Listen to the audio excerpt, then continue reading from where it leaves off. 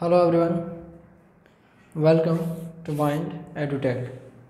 Board पर आपके सामने एक क्वेश्चन लिखा हुआ है, मैक्सिमम रेंज ऑफ प्रोजेक्टाइल। अभी हम लोग मॉडल सेट के बारे में स्टडी कर रहे हैं, जो कि जैक बोर्ड के द्वारा जारी किया गया है, JCERT के द्वारा। इसमें question number 6 maximum range of projectile के बारे में पूछा जा रहा है। ये सवाल है कि जैसे मोशन इन अ प्लेन में जब हम लोग किसी ऑब्जेक्ट को थ्रो करते हैं, प्रोजेक्ट करते हैं, तो वो ऑब्जेक्ट जहाँ जाकर गिरता है तो ओरिजिन से जहाँ से फेंके थे और वो जहाँ जाकर गिरा, इसके बीच का जो डिस्टेंस होता है, इस डिस्टेंस को ही हम लोग कहते हैं हॉरिजॉन्टल रेंज। इसको R से डिनोट किया जाता है। इसका फॉर्मूला होता है R बराबर U square sine 2 theta by g. Range का फॉर्मूला होता है R बराबर U square sine 2 theta by g. अब इसमें आपसे पूछ रहा है कि मैक्सिमम रेंज कितना होगा। तो जब भी किसी ऑब्जेक्ट को थ्रो किया जाता है, जैसे ये एंगल बना रहा है थीटा, तो मैक्सिमम रेंज यदि जानना है तो उसके लिए जो इसका एंगल है साइन 2 थीटा, इसका वैल्यू होना चाहिए मैक्सिमम, और साइन का मैक्सिमम वैल्यू होता है +1। मतलब साइन 2 थीटा का वैल्यू होना चाहिए 1। तो sine 2 theta is equal to 1, और इसका वैल्यू 1 तब होता है जब हम लोग लेते हैं साइन 90 डिग्री। Sign 90 degree. अब यहाँ से आप 2 थीटा को ऐसे लिख सकते हैं कि साइन इनवर्स साइन 90। तो 2 theta is equal to 90। 2 theta is equal to 90। तो थीटा बराबर 90/2 कैंसिल हो जाएगा, 45। तो थीटा बराबर 45 डिग्री। थीटा बराबर 45 डिग्री। ये आया एंगल ऑफ प्रोजेक्शन। इसका मतलब क्या हुआ ना, किसी भी ऑब्जेक्ट को यदि 45 डिग्री के एंगल से प्रोजेक्ट किया जाए, 45 डिग्री के एंगल से फेंका जाए, तो वो ऑब्जेक्ट मैक्सिमम हॉरिजॉन्टल डिस्टेंस को कवर करेगा। वो ऑब्जेक्ट मैक्सिमम हॉरिजॉन्टल डिस्टेंस को कवर करेगा। R बराबर U square sine 2 theta by g, ये फार्मूला होता है। तो साइन 2 थीटा का वैल्यू 1 तब आएगा जब वैल्यू हो जाएगा 90 डिग्री। तो sine 2 theta is equal to sine 90, then 2 theta is equal to sine inverse sine 90। 2 theta बराबर 90 डिग्री, तो थीटा बराबर 45 डिग्री। अब यहाँ पर 45 बैठाइए, तो यहाँ पर हम लोग लिखेंगे R for range is equal to U square sine 2 into 45/g। तो R बराबर U स्क्वायर साइन 90/g। तो R बराबर U स्क्वायर/g। यहाँ पे लगा देंगे मैक्स। मतलब जब 45 डिग्री के एंगल से किसी ऑब्जेक्ट को प्रोजेक्ट किया जाएगा, तो उसका जो मैक्सिमम रेंज है उसका फार्मूला हो जाएगा U स्क्वायर/g। तो R मैक्स बराबर U स्क्वायर/g, 1 theta is equal to 45 degree. तो R max is equal to U स्क्वायर/g, थीटा बराबर 45 डिग्री। अब नेक्स्ट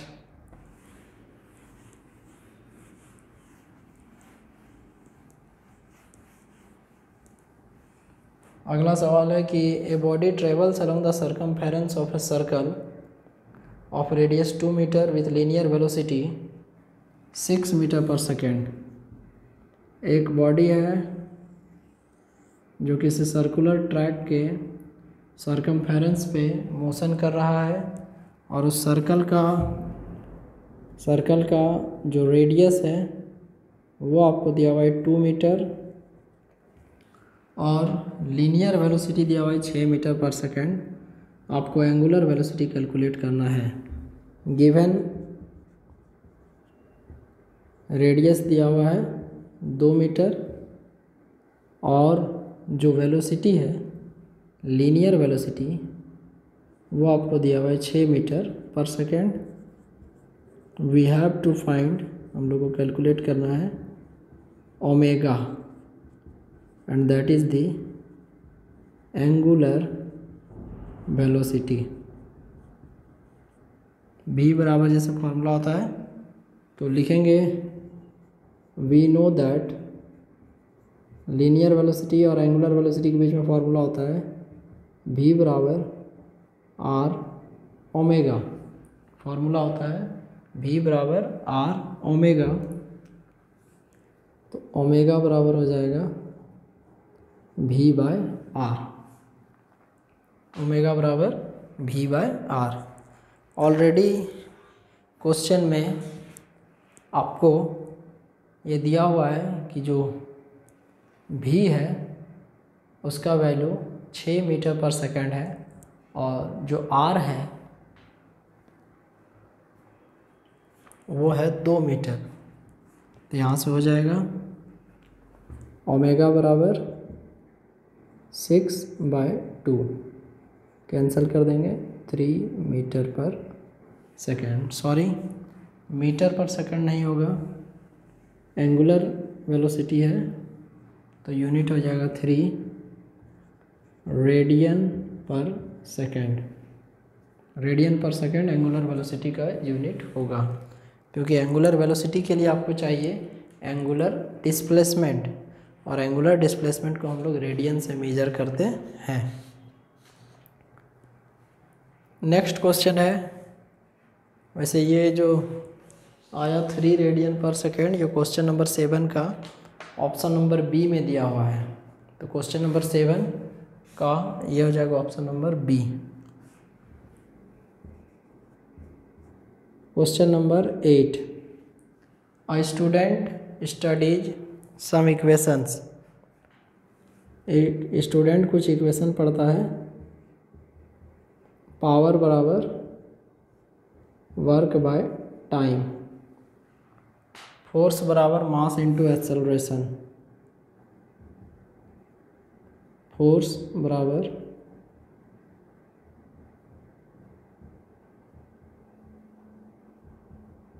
मास इंटू एक्सेलरेशन और वेलोसिटी बराबर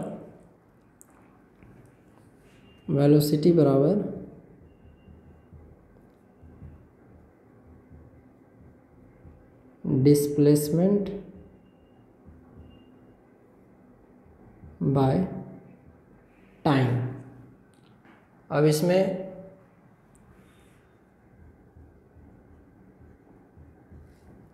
आपसे पूछा जा रहा है, स्टूडेंट ने जो इतना स्टडी किया, इस स्टडी के बीच में उसने कितने वेक्टर क्वांटिटीज का अध्ययन किया। एक स्टूडेंट जो स्टडी करता है उसमें उस स्टूडेंट ने पावर इज इक्वल टू पढ़ाई किया work by time, force is equal to mass into acceleration and velocity is equal to displacement by time.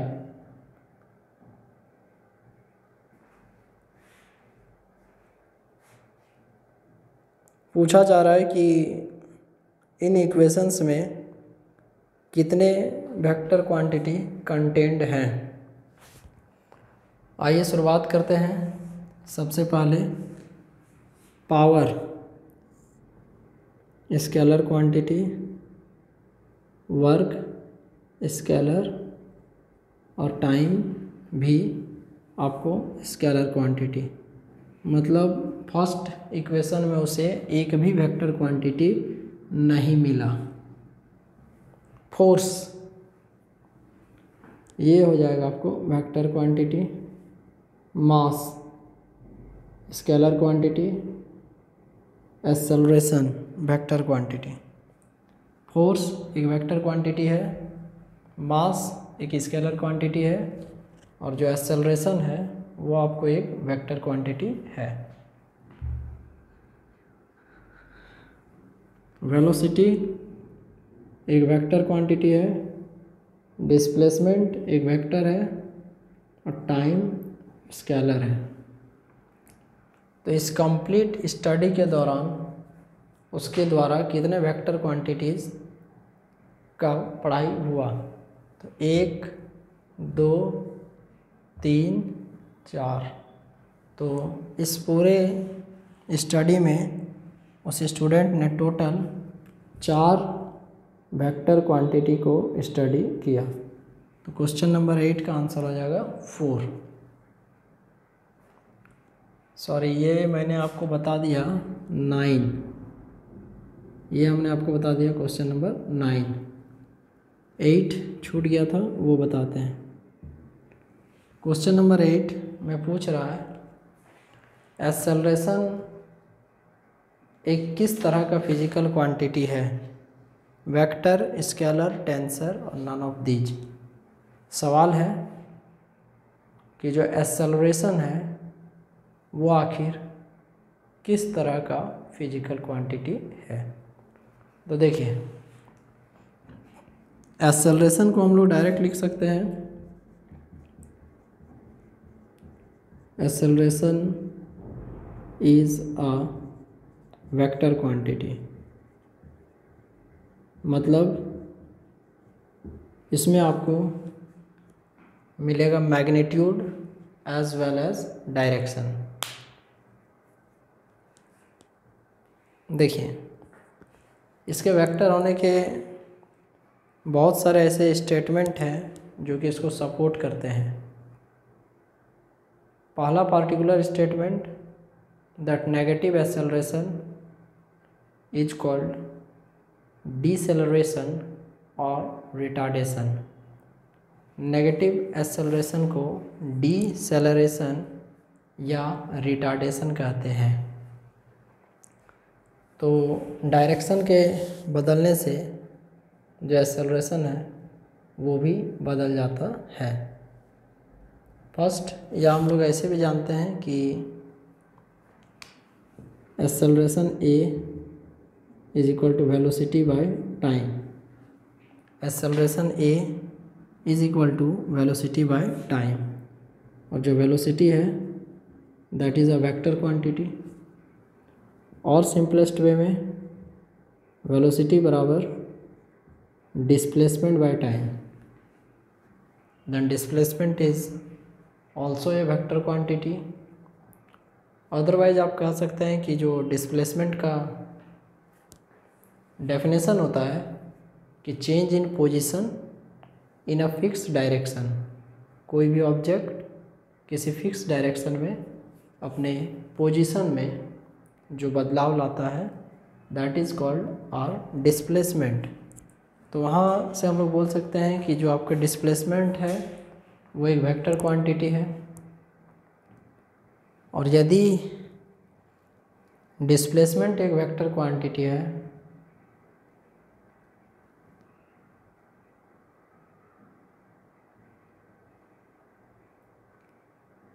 तो कॉन्सिक्वेंटली वेलोसिटी भी एक वेक्टर क्वांटिटी होगा, और यदि वेलोसिटी एक वेक्टर क्वांटिटी है तो then we can say that कि आपको एक्सेलरेशन भी एक वेक्टर क्वांटिटी होगा।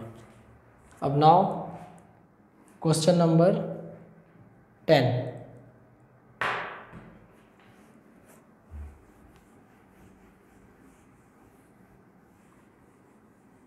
इसमें बोल रहा है कि to shake off water from wet cloth it is common to give a sudden jerk.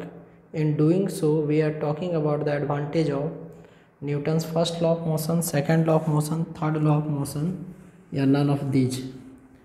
जैसे कोई भींगा कपड़ा है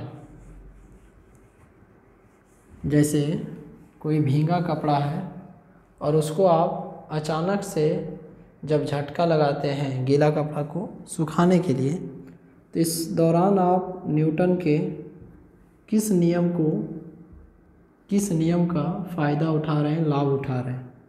देखिए, सपोज कीजिए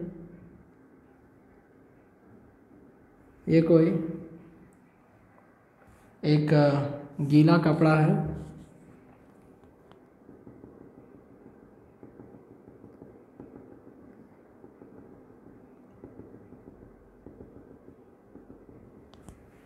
इसको बहुत ज़्यादा ज़ोर से झिड़कने पर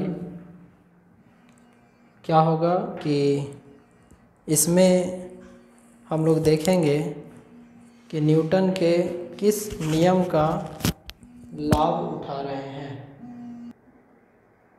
जब इस गीले कपड़े पर फोर्स लगाया जाएगा तो इससे पानी बाहर आएगा, जो कि इसको सूखने में मदद करेगा।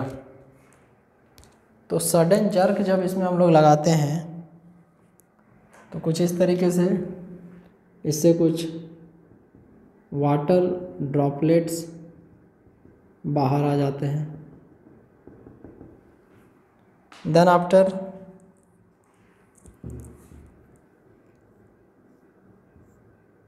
इस कपड़े में बहुत कम वाटर ड्रॉपलेट्स बचते हैं। तो इस प्रोसेस में जब सडन जर्क देते हैं, सडन जर्क देने से emission of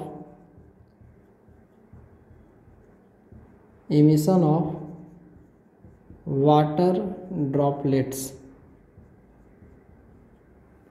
emission of water droplets मतलब आप समझ सकते हैं कि पहले ये रेस्ट में था, लेकिन फोर्स लगाने के बाद ये मोशन में आ गया। तो देन यहाँ पर हम लोग का डिस्कशन हो रहा है अबाउट द इनर्शिया।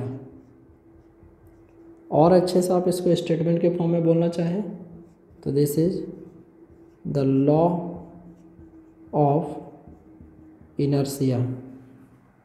और ये जो लॉ ऑफ इनर्शिया है ये आपको दिया जाता है, इसको एक्सप्लेन करते हैं। Newton's first law of motion. Newton's first law of motion से लॉ ऑफ इनर्शिया को हम लोग डिफाइन कर सकते हैं, क्योंकि according to Newton's first law of motion उसका हम लोग एडवांटेज इसीलिए लेते हैं क्योंकि वाटर ड्रॉपलेट्स यहाँ रेस्ट के कंडीशन में रहते हैं, रेस्ट की अवस्था में रहते हैं। तो कोई भी ऑब्जेक्ट यदि रेस्ट के कंडीशन में है तो अपने रेस्ट के कंडीशन को ही फॉलो करता है, और यदि मोशन में है तो मोशन को ही वो बरकरार रखना चाहता है until and unless any external effective force will be acted upon it. तो ये जो गीला कपड़ा था, सपोज कीजिए कि ये गीला कपड़ा है, इसको ज़ोर से झाड़ा जाता है, तो इसको ज़ोर से ऐसे करके झाड़ते हैं तो इससे वाटर ड्रॉपलेट्स बाहर आ जाते हैं। तो ये जो सडन रूप से जर्क लगाएं जिसके कारण इससे वाटर ड्रॉपलेट्स बाहर आएँ, तो यहाँ पर हम लोग बात के इनर्शिया का, और इनर्शिया के बारे में डिस्कस करता है Newton's first law of motion. Question number 11, question number 11, why we experience recoil in a gun after firing a bullet. Why we experience recoil in a gun after firing a bullet।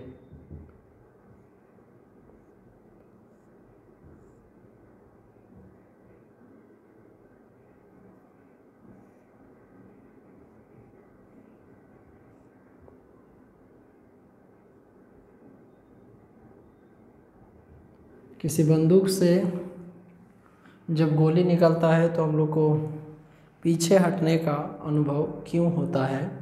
Option है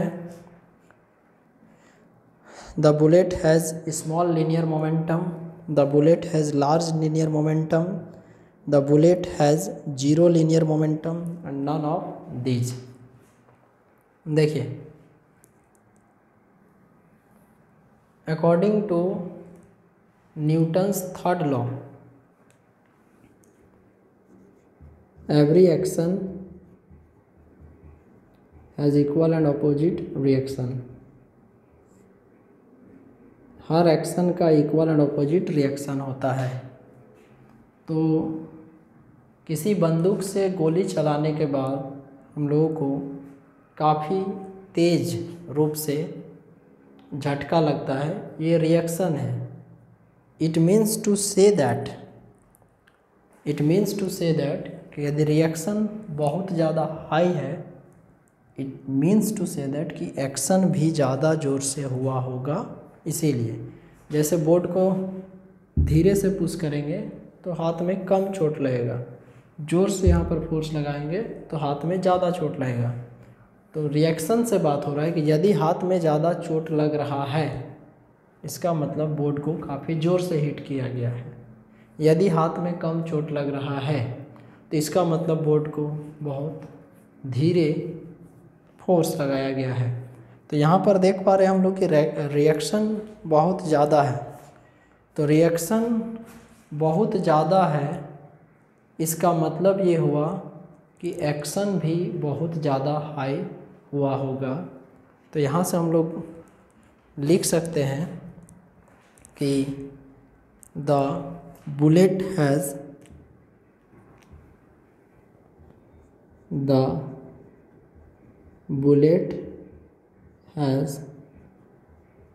large linear momentum।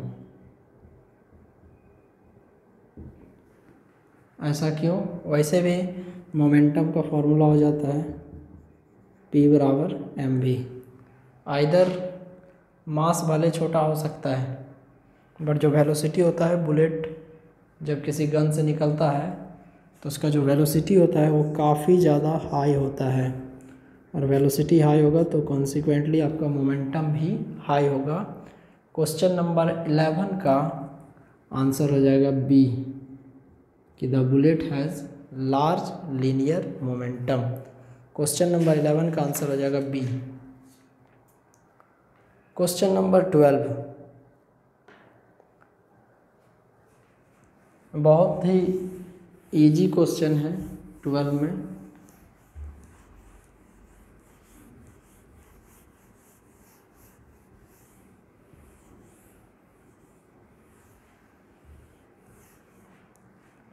The mass of a body is 2 kg, its weight is the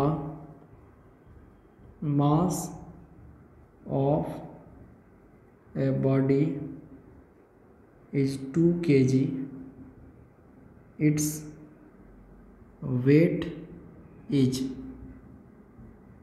options हैं, पहला 19.6 Newton, दूसरा 21.6 Newton, तीसरा 30 Newton और चौथा है 40 Newton. देखिए, the mass of a body is 2 kg।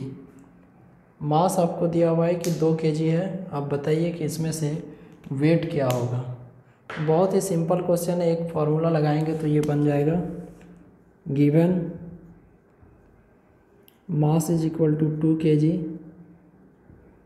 लिखेंगे वी नो दैट, हम लोग जानते हैं वेट W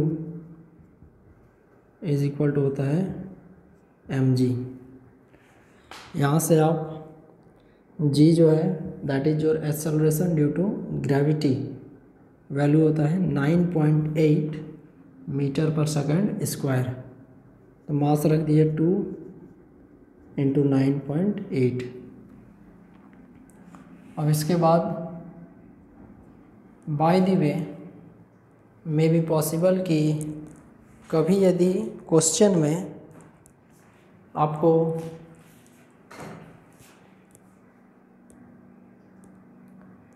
एक ऑप्शन 20 न्यूटन दिया हुआ रहे तो उस समय